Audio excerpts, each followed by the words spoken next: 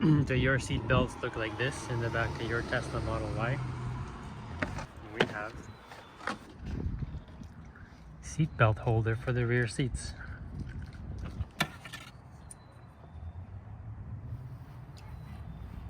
We raise this. We use Allen key to get in there.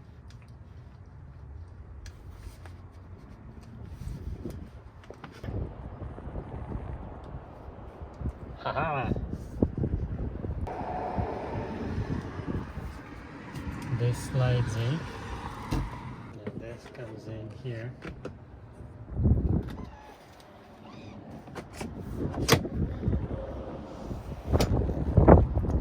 Now, the seat belt is installed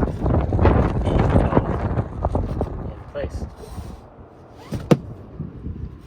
No more noise. This was my previous solution to make the belt not noisy, but now we have a holder. Haha, piece of cake.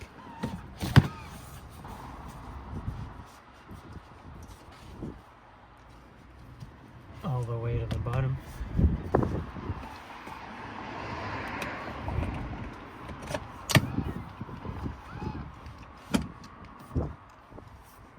Okay, now the seat belt has a holder.